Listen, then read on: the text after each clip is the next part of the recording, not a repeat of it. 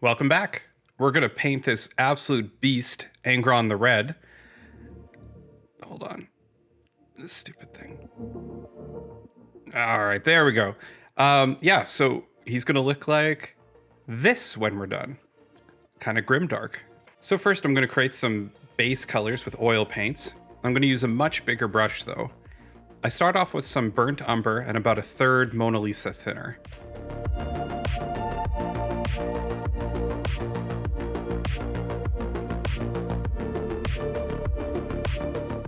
Burnt sienna is next for the higher points of the model, and then some blue thrown into the burnt sienna for the colder shadows.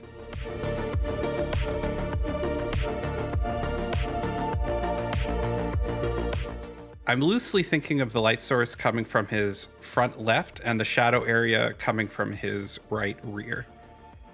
He is Angron, so I gotta get some red in there, but I'm being somewhat conservative with it. The trick with a model like this is to not letting the primary color of the model completely overwhelm it, or else it looks like a big puddle of red. There's a lot of nuance within the various brown tones and shades that we can play with. With the first coat down, I wipe off about half the oil using a makeup sponge. I'm wiping off nearly all of the high points, but I'm not using any thinner on the sponge, as we want residual oil to blend into the highlights as we add them.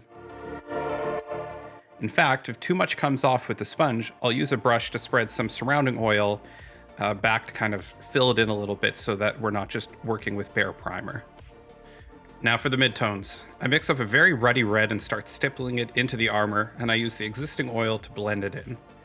I tend to jump around with oil to be efficient, rather than just do one area at a time. I add a bit of green or blue to the red to cool it off for painting the areas more in shadow.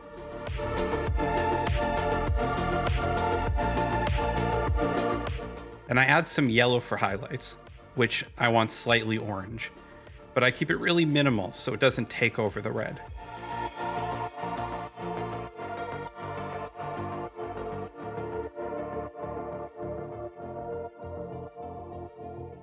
At the end, I take some gray blue to reinforce the most extreme shadows. The starkest example being the tail, where I want half of it almost completely in shadow. Oil stays wet for days, and this is day 2. And I can still go back and start to highlight the more flesh areas, and everything still blends in fine. One thing to keep in mind with oils is, unintuitively, it's harder to make things darker than it is to make them whiter.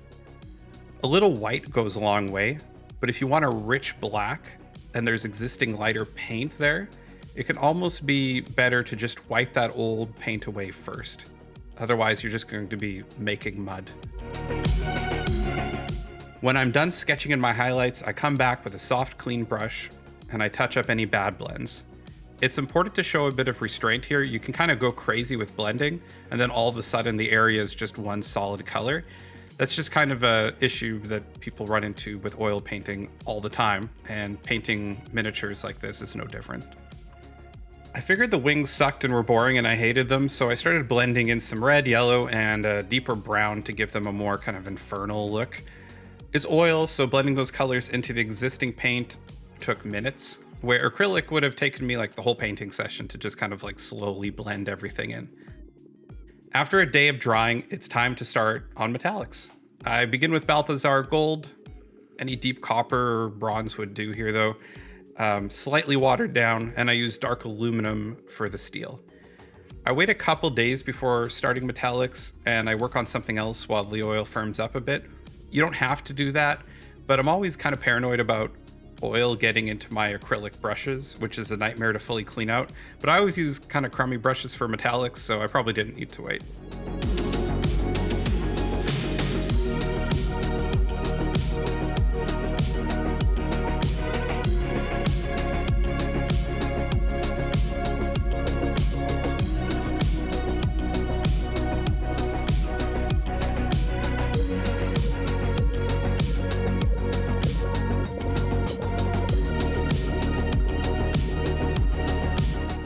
I feel like he'd be kind of greasy and nasty with his equipment maintenance routines, so I use some vehicle streaking grime to muck up the steel, while blending in some Tamiya black panel liner into the most dark recesses.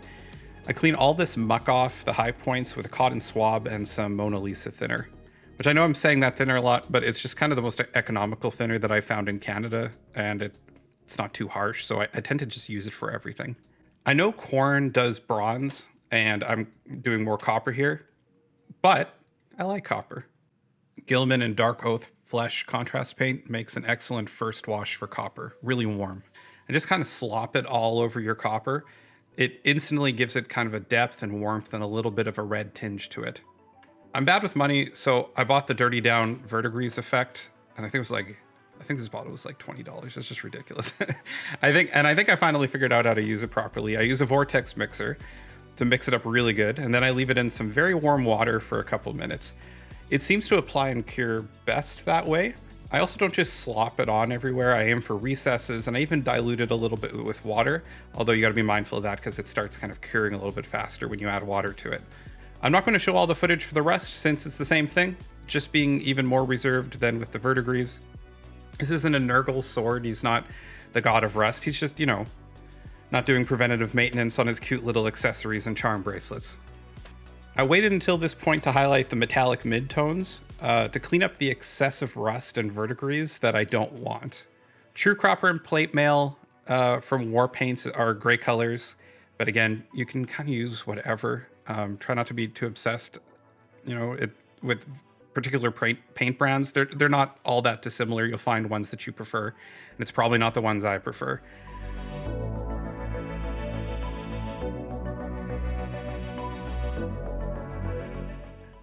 I use Bright Bronze from Game Color, which is like a reviled and hated paint by a lot of people because it has like no coverage, but it's really, really bright and very sparkly. So I think it's actually really good for selective highlights that catch the eye for copper.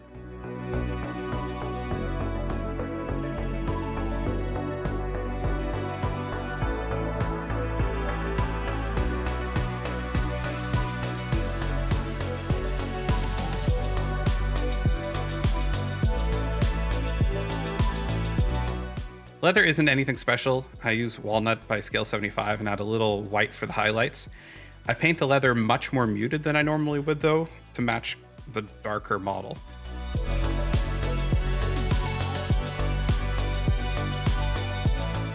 Since this whole project wasn't mixed media enough, I bust out the airbrush and I start hitting places I want to glow with an infernal fire just to make future painting easier.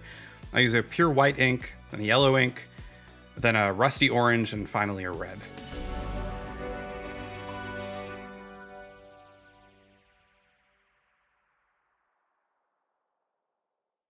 I decide I want the wings brighter than I had originally made them, and to be honest, brighter than I can generally do with oils.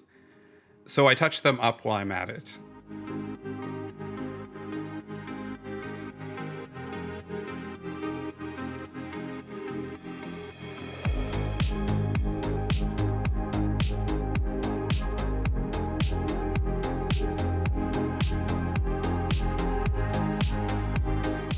Once I'm done, I reinforce some shadows I'm not happy with a very dark brown ink. By the way, you can get really, really bright oil paints. I just don't have them, but they're cool. I should get some. I'm gonna get some.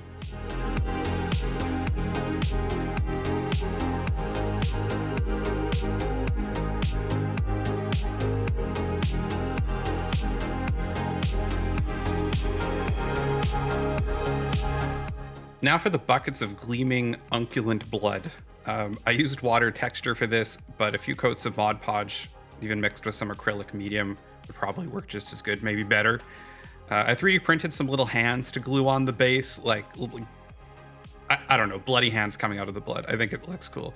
But if you don't have a 3D printer, you could always just find some mice and then...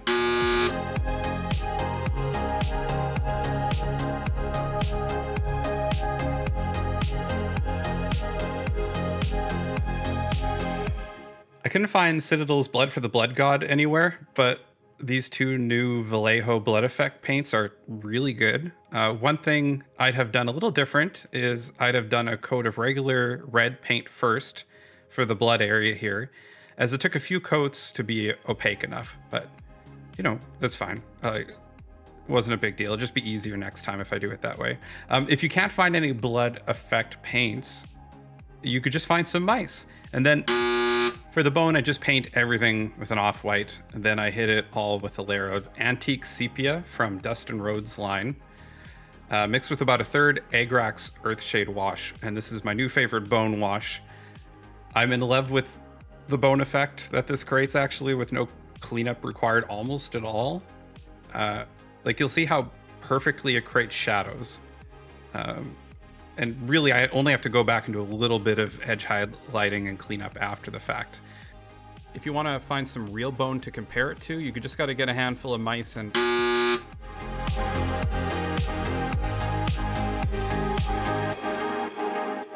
I decided to break out the oils again for the rocks. It's just so easy.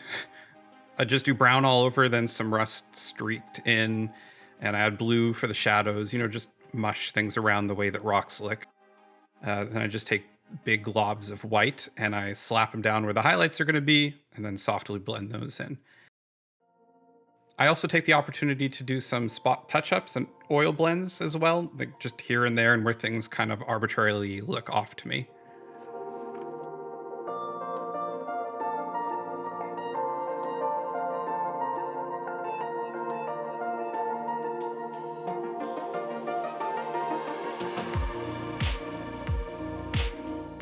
All right, so time to finish the glowing stuff. I just use oils, but honestly, it's kind of hard to get them bright enough. So instead, I add 50-50 flow aid to just acrylic inks to make really flowy inks.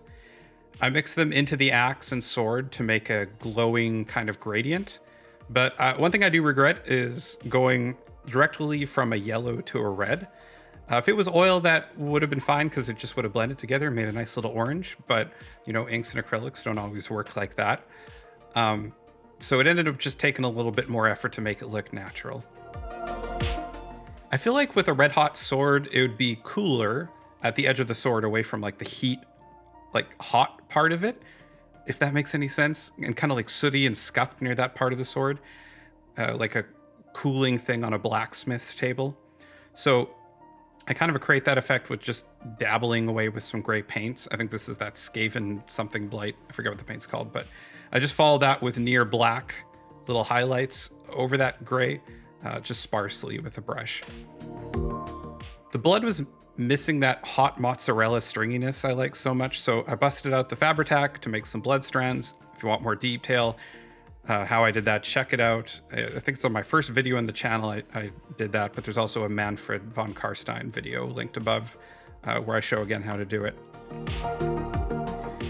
Big mistake I see people make is way too much blood splatter. Less is absolutely more if it's in the right places. It looks a lot more brutal that way and real than drenching him like it's the front row at the Evil Dead musical, which is a thing, and it's amazing. And you should see it.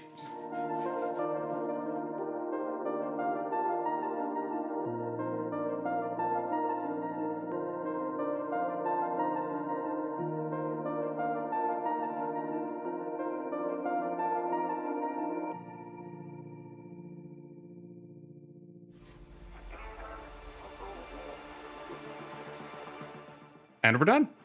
Let's see how we did.